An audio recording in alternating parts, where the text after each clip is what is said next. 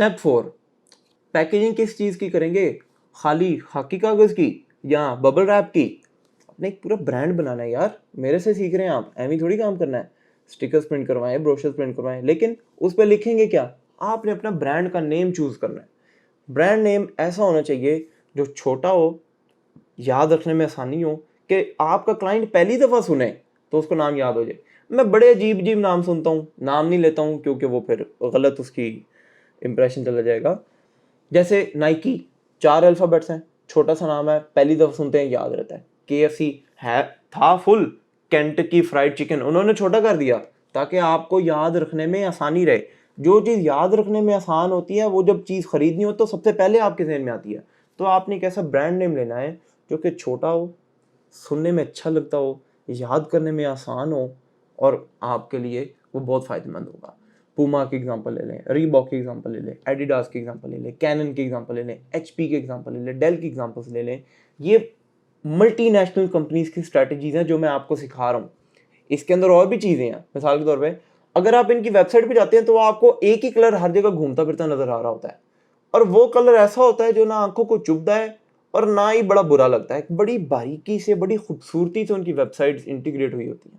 इसको colour psychology कहते हैं, जिसकी मैं पहले आपसे बात कर रहा था। तो वो भी मेरे कोर्स में है। वो अगर आप सीखना चाहते हैं, मैं इसे डिस्कस करना चाहते हैं कि यार कौन सा ब्रांड लूँ, आपको मैं more than welcome, I will surely entertain that. आप आएँ और सीखें, एक अच्छा सा ब्रांड नेम डिसाइड करें। फिर ब्रांड नेम डिसाइड हो गया, अब आपको चाहिए उसका लोगो।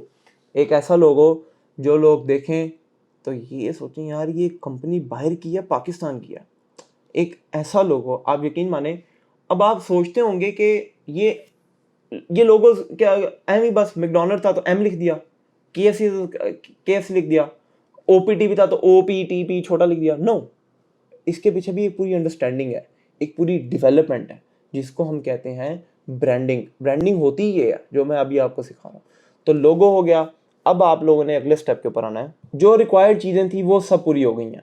अब आ गए हैं हम अपने बिजनेस प्लान के ऊपर। अब आपने इन चीज़ों को ठपना है, फाइनल करना है कि यार देखो ये प्रोडक्ट है, इतने का बिक रहा है, मेरी जेब में कितने पैसे हैं, जिसको हम कहते हैं फाइनेंशियल मैनेजमेंट। कि यार मेरे पास अगर है ही 3 लाख, मैं काम शुरू कैसे करूँ? 2.5 लाख का सामान उठा लूँ, 2 लाख का सामान उठा लूँ, 3 लाख उठाऊँ, कितने का उठाऊँ? अब आप इसकी ज़रा हिसाब किताब लगाएंगे। फिर आप इसमें देखेंगे, मिसाल के तौर पे भाई मैंने 500 रुपये का एक प्रोडक्ट लिया, मैंने वो 1 लाख का उठा लिया। अब आपने फाइनेंशियल मैनेजमेंट में, छोटी सी एग्जांपल दे रहा हूँ, वैसे तो इसमें और बड़ी गहराई की बातें भी हो सकती हैं। फाइनेंशियल मैनेजमेंट क्या देखेंगे, यार मैंने एक प्रोडक्ट लिया जो मुझे 500 रुपये की कॉस्ट आ रही है, सब मिला के, उठाने की कॉस्ट, उसको यहाँ पर मंगवाने की कॉस्ट, उसके ऊपर लेबलिंग करने की कॉस्ट, कस्टमर को भेजने की कॉस्ट, टोटल मिला के 500 आ रही है। आप 1 लाख रुपए के वो प्रोडक्ट्स पे इन्वेस्टमेंट करते हैं तो आपके पास 200 प्रोडक्ट आया। अब आपने उसको बेचना है 700 रुपये का।